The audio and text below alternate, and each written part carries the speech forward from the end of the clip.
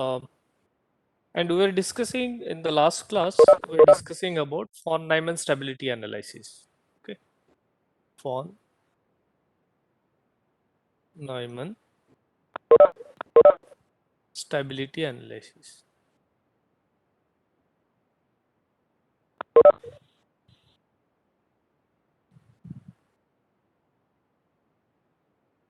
Okay, so in that case, the second example, maybe if any of you might have tried this example, as we already said, one parabolic equation, which is alpha times d2t and dx2, and we intended to use discretized scheme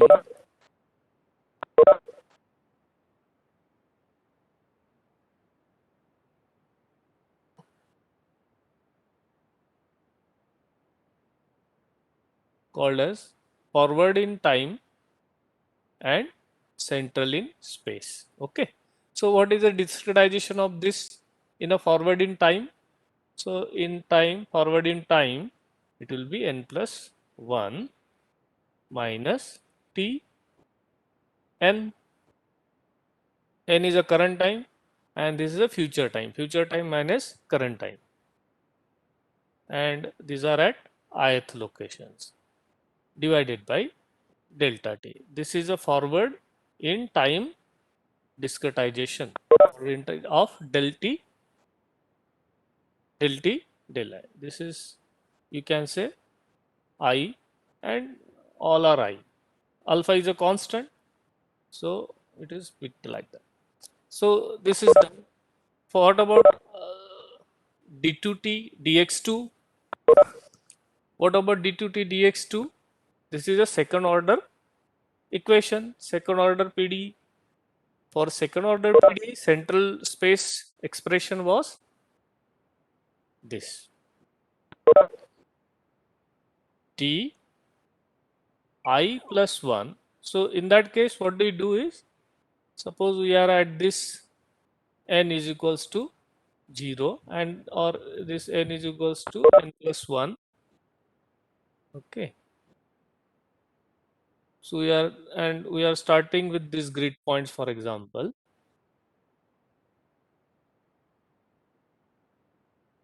Just to recapitulate those who might not be present that time.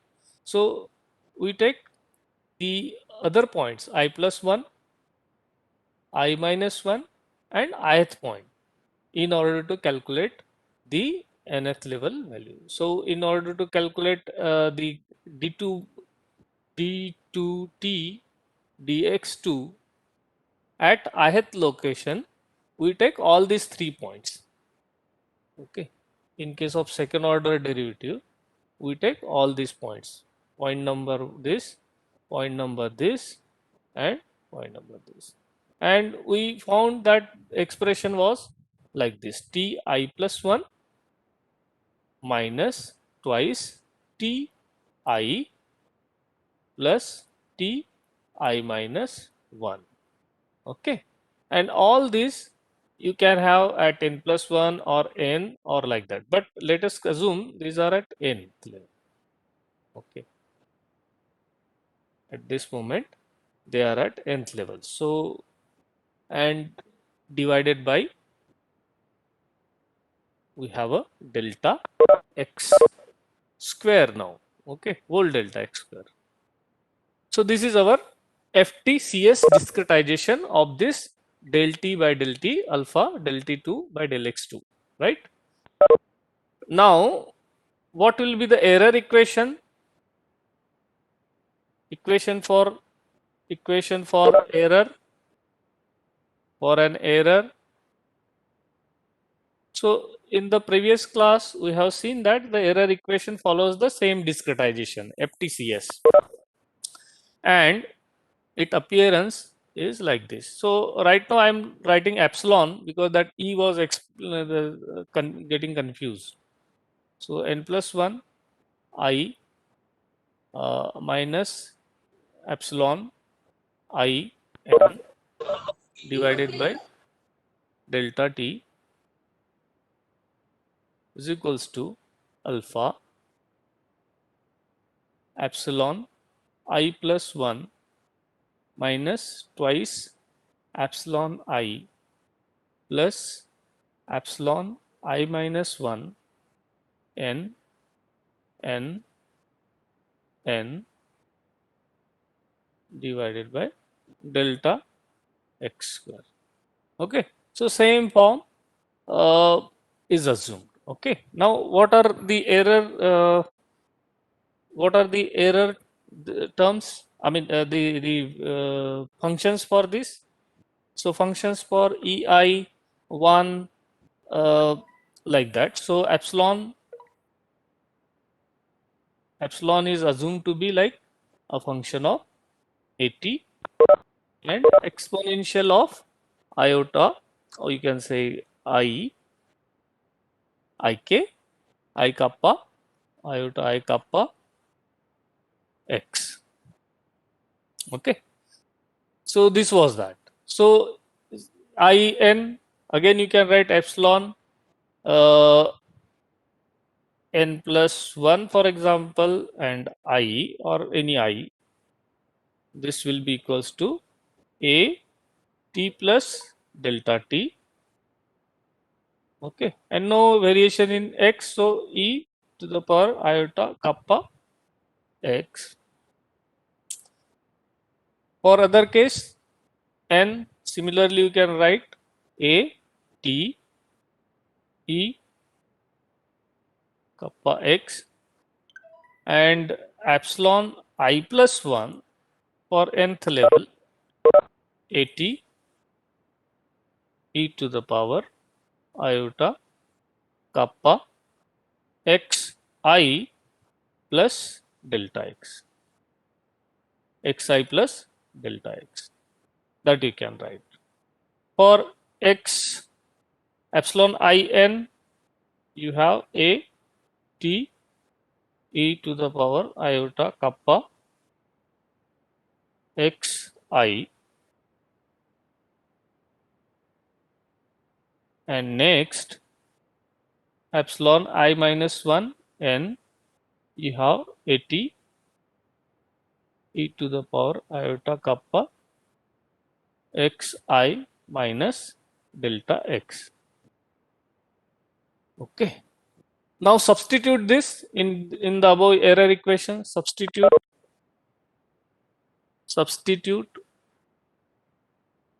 above in the error equation.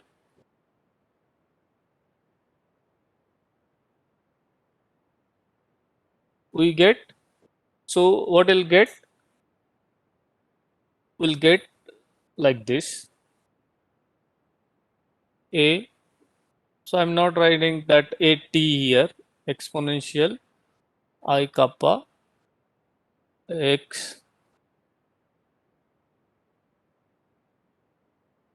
minus a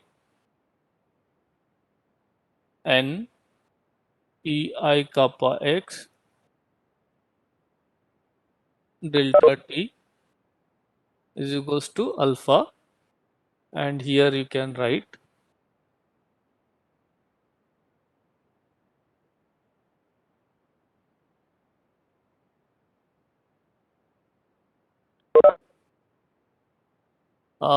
here you can write let me just simplify this, and you can write like this. You can bring, so after you substitute many things will come and you can get this form. So I'm just trying to write finally what you are going to get. So finally you will get after substituting and removing, you will get I kappa x plus delta x. Okay. I'm removing any subscript I given in the previous cases like xi delta x like that. I am just writing delta x. That is also possible. No need to worry about it.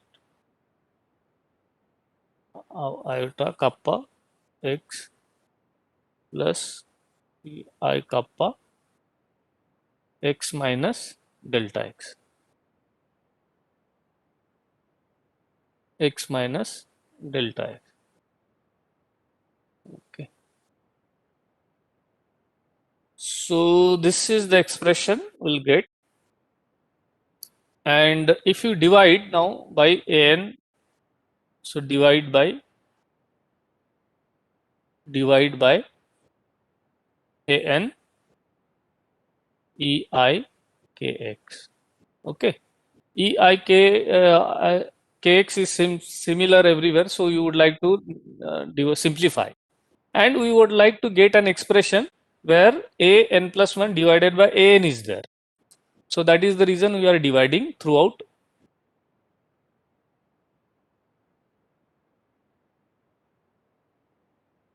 Okay, throughout. So we get an expression a n plus 1 divided by a n, and we'll get minus 1 here, and we'll get alpha times delta t, delta x square, delta t. This delta t goes here, delta t, and delta x square is already there, delta x square, and we have divided by a n I case, so a n I case will go. So finally, here I k delta x will be there, and this is now gone, so this will be 2 will be there. Okay, and here we'll have, excuse me, plus e to the power I k delta x, but this is minus delta x, negative delta x. Okay, now we got this. So we'd like to get some expression in that. So we know that something cos relationship, cos, we know that C is cos k delta x is equals to e I kappa delta x plus e I kappa minus delta x, right, divided by 2. That is the definition. So here we can see something like that. So we can substitute that and try to get some geometrical relationship, sine cosine type of relationship, so that we can get some, because we know their limits. Okay, so a n plus 1 a n will become minus 1 will become equals to twice of alpha delta t divided by delta x whole square. It's a square is whole square only, yeah. I'm just trying to make it differentiated. So just putting it, and you have cos k delta x kappa delta x minus of 1. Okay. Now we also know now one more relationship between cos and sine. Okay, so that relationship we'll put it here, and due to that we go like that, delta x square. So this will be sine square and cos square uh, k kappa delta x by 2. And we have minus sine square kappa delta x by 2. Okay.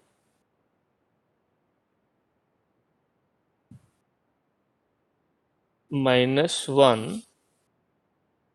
Okay. Minus 1. Yeah, Frederick.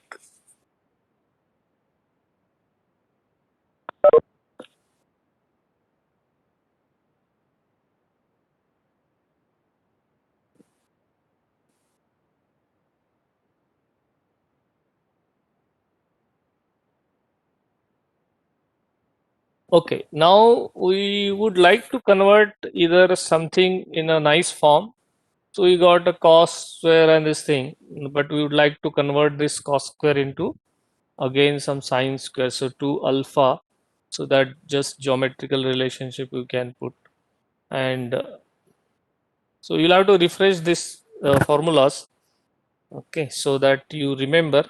And whenever some any other expression comes in exam, you should be able to do that. Just a mathematical manipulation is there. So 2 sine square k delta x by 2 minus 1 minus 2 sine square k delta x or kappa delta x by 2 and whole is there. Okay. So this will give you finally something like this minus 4 alpha delta t delta x square again delta square, and in the bracket we'll get sine square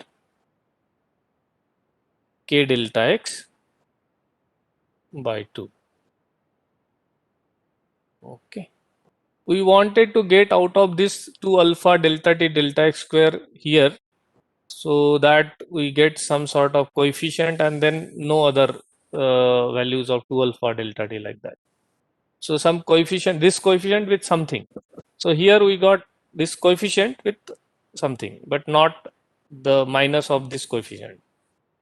So that is the reason we wanted to convert from cos to again some nice form.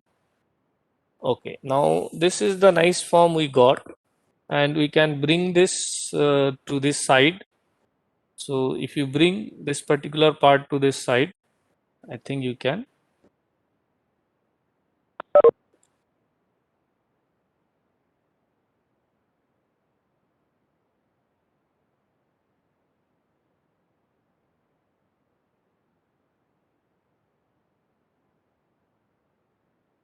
Okay, so here you can write this one a n plus 1 a n 1 minus 4 alpha and the whole thing.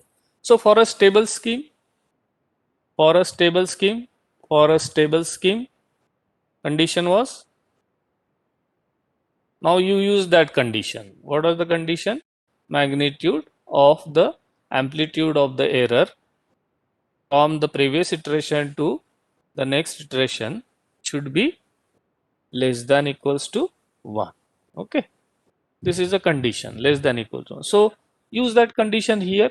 So once you use that condition here,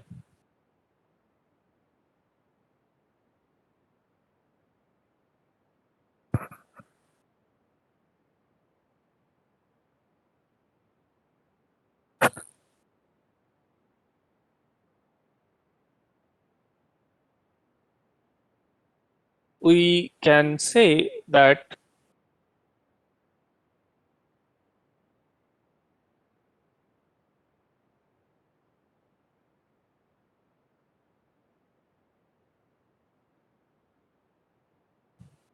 after this we can say uh,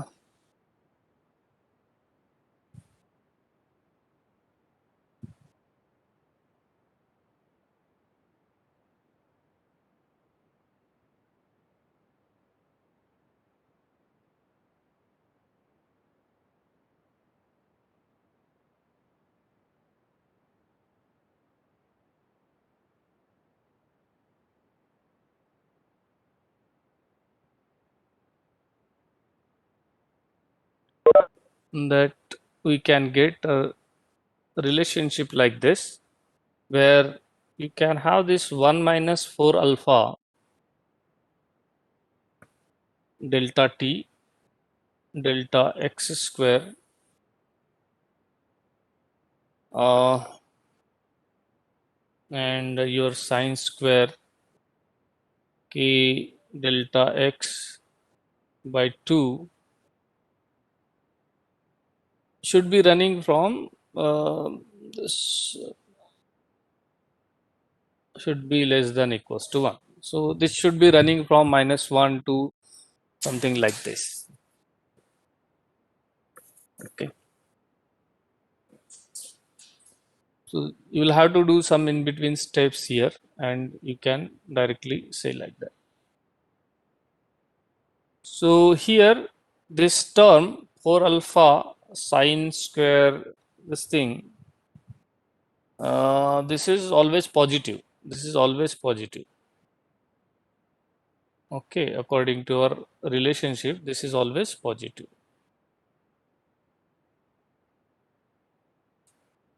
So this is positive.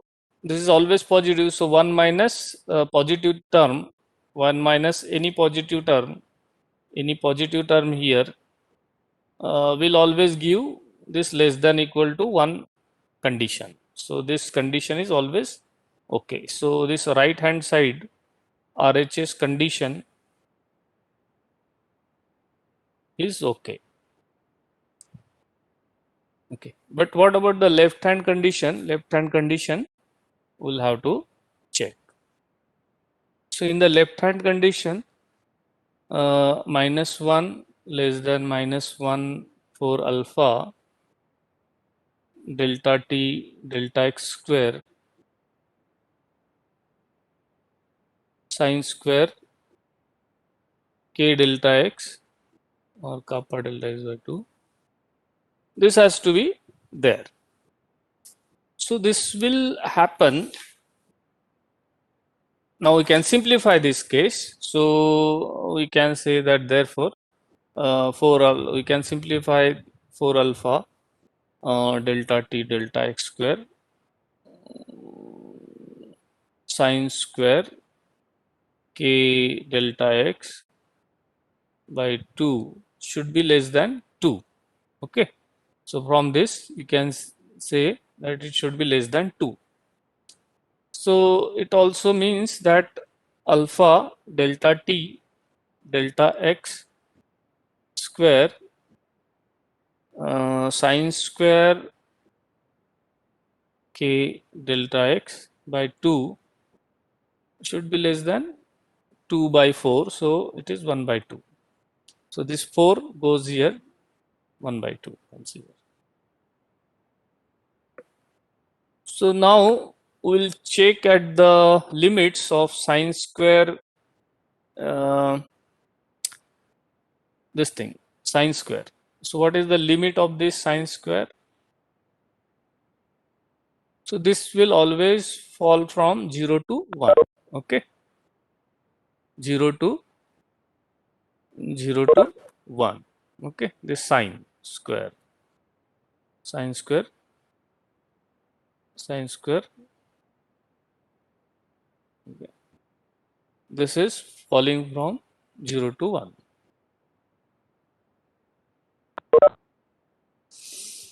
Okay. So 0 to 1, it means one condition can be 0. So 0 is not of any use. So this is 0 means, so other extreme is 1. So if you go to that extreme 1, then it means therefore alpha delta t delta x square should be less than or equal to 1 by 2, right?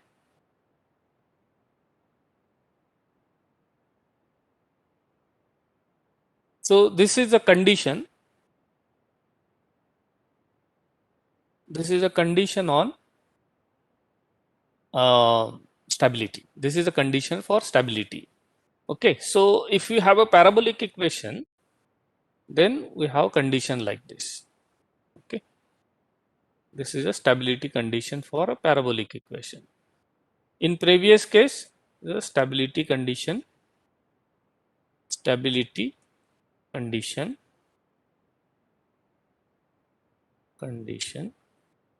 for a FTCS scheme for 1D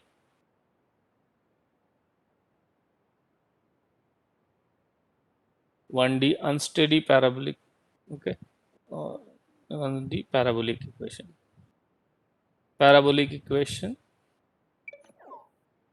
Okay, unsteady. Okay, so in those cases, you have to make sure that you choose delta t, delta x such a way that, say for example, one would like to take delta t, delta t1, then how will I choose? So they will have to choose delta x such a way that this equation satisfies. Okay, so alpha is a constant, so alpha, say alpha is known, so alpha is a constant, say it is a known. So if you know that also, then what generally is done is, first you take the condition and we check. Okay, so delta x square, in this case delta x square, if you do, should be equals to twice alpha delta t, right? It goes here, or like that, less greater than equal to, like, or should this ratio should be small of that. Okay, so let us take an equal to condition. So you can calculate 2 1 and delta t you have taken 1, means your delta x square should be 2. So delta x should be 1 by under root of this 2.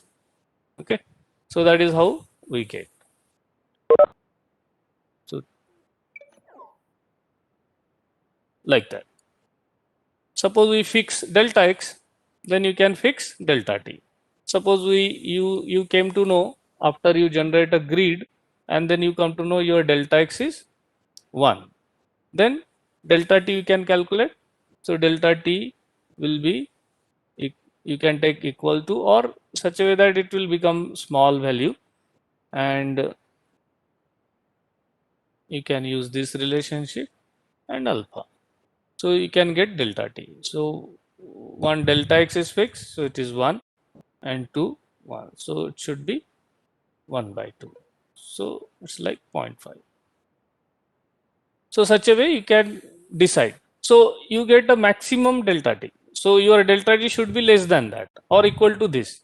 Above this, suppose you take 1 delta t1 for this delta x, for this delta x, it won't be a good condition. Okay, it will lead to instability. For this, if you choose this FTCS scheme, it will lead to instability. Okay, so you have to be very careful in choosing this delta x and delta t. Whenever you have to choose a delta x and delta t, you have to be very judicious in choosing this delta x and delta t such a way that they will not distard or disobey this criteria, stability condition. Okay, so similarly you can make stability analysis, perform stability analysis of many other methods. Okay, these are just two examples shown to you on stability method. And yesterday I was talking about the limitations of that. Now I think this is clear. Okay, say for example in the, but let me elaborate again. Okay, so we had for our BTFTBS scheme on wave equation, 1D wave equation, we had this FTBS scheme on 1D wave equation like this. Okay, so on this scheme we get a CFL criteria. What was that? Crude current. Yeah, Rahul.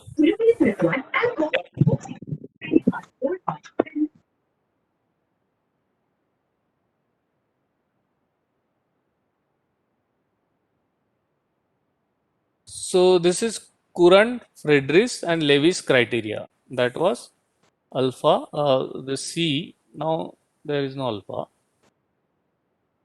There was C delta T, or it was a C should be less than equal to 1, and that C was A delta T delta X should be less than equal to 1. So same thing applies here. Suppose you know the A. What is A? A is a flow velocity. A is a flow velocity. And in that case, we assume that flow velocity was constant. But in any case, flow velocity can be anything. So say for example, you have a channel flow. In your channel, you have a flow, and this is outlet condition, and your flow is having uniform velocity at the inlet, which is u infinity. Okay. Now this u infinity is the value with which flow is flowing. Here the flow is flowing with that velocity. So u infinity, your it will become u infinity delta t delta x. Okay. What delta x I should choose here? That is the, now suppose you want to convert this domain into a computational domain. So there you need to divide this into number of grids, number of cells. So grid has to be made. So you need delta xs here.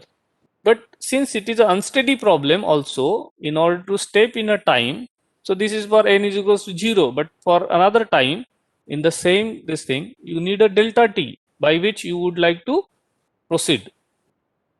So that delta t gives you the restriction.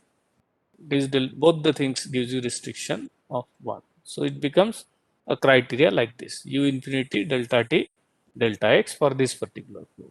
U infinity is now here is also flow velocity. Here this flow velocity is u infinity.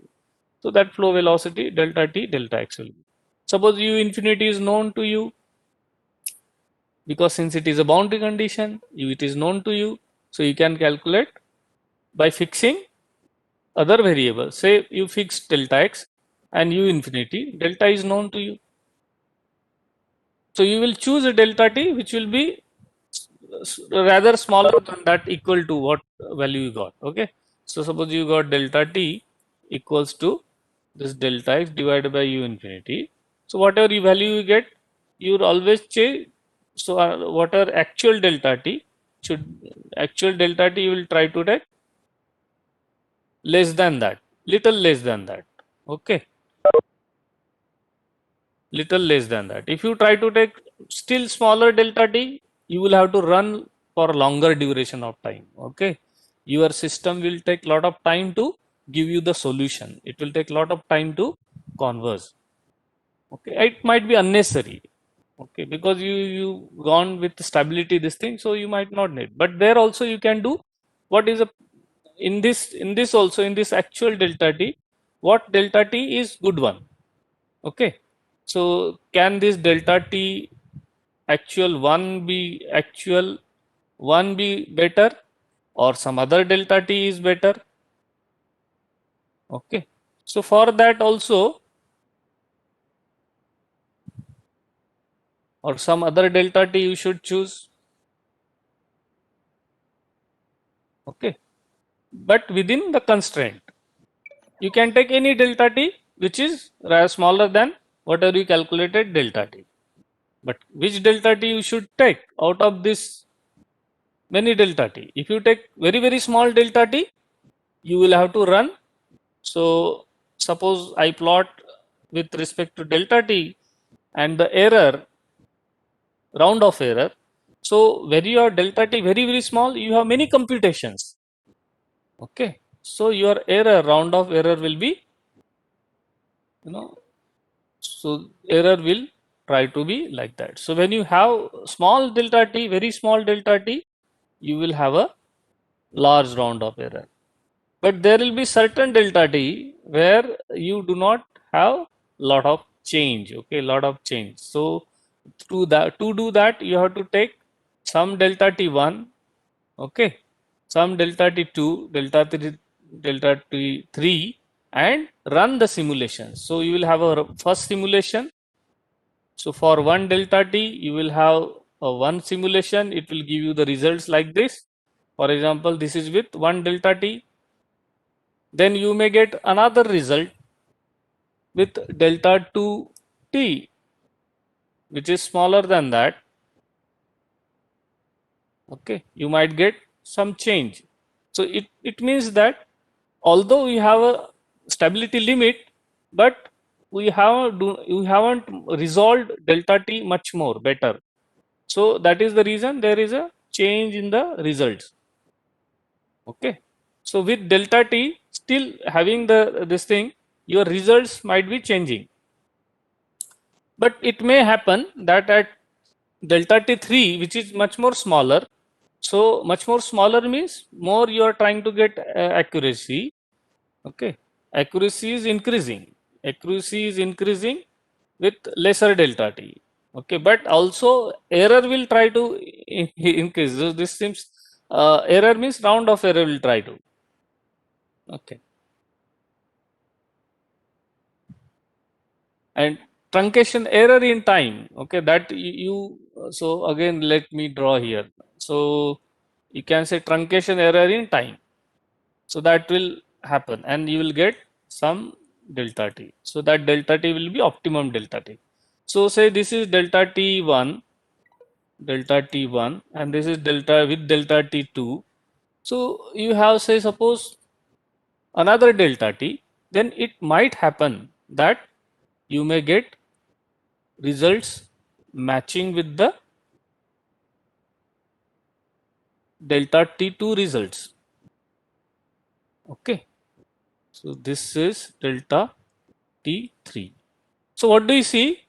From delta T1 to delta T2, there is a change in the result, but from delta T to delta 3, there is no change. And now suppose for example, there is another delta. So it should happen that if there is another delta, delta T4, it will also fall on this. Okay.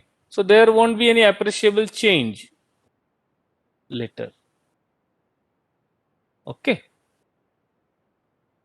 So it means that below this delta T2, the result do not change. So why we should go for a tight delta T? You unnecessarily your system will take lot of time, lot of computational time to do the simulation. So the optimal delta T is delta T2. Okay, you will find that optimal delta T will be delta T2. Okay, so that we have to recognize by doing this is called as time step independent study. Okay, this is called as time step. This may be some variable and this may be some y variable. Time step independent study.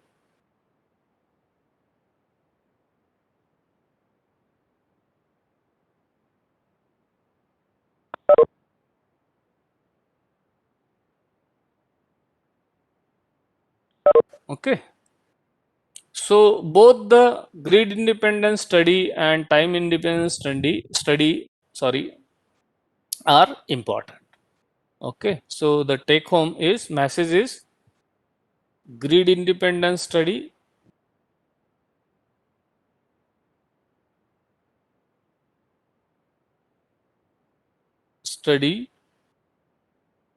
and time independent study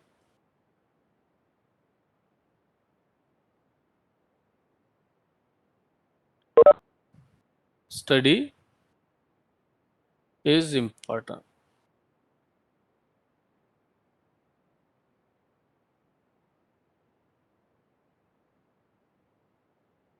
Okay. These are important.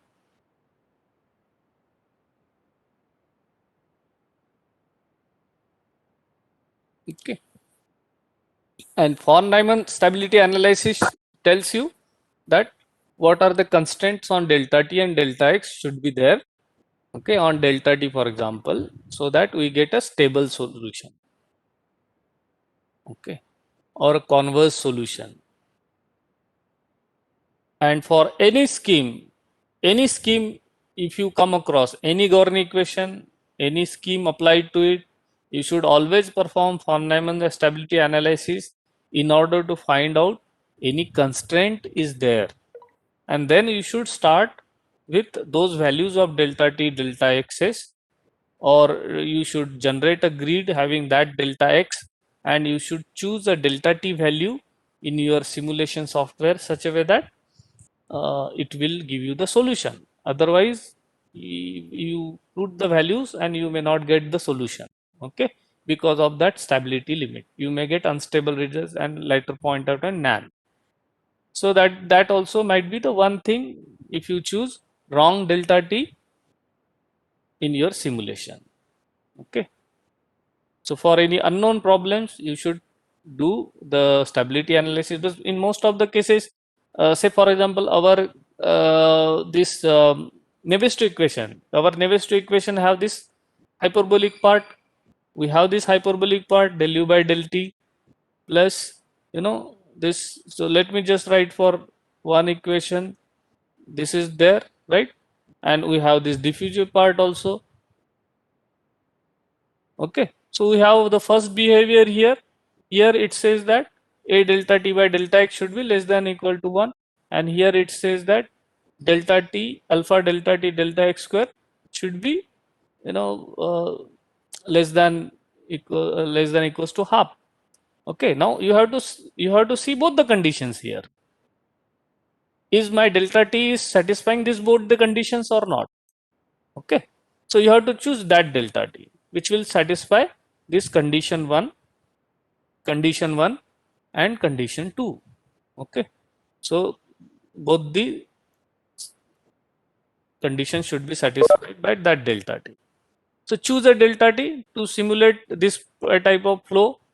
Okay, and get the results. Then only you can ensure that you are going to get some stable solution. Then you are going to get stable solutions. Okay, so that's for today. I'll close this class early. Okay, I have other commitments to do. So I think if anybody is having any question in that, they can ask me later also. Okay, so we'll stop here.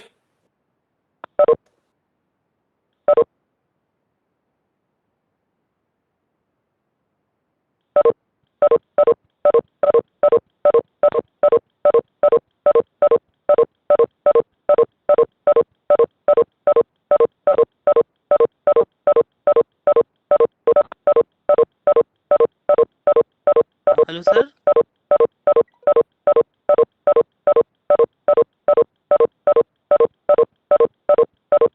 Hello, sir.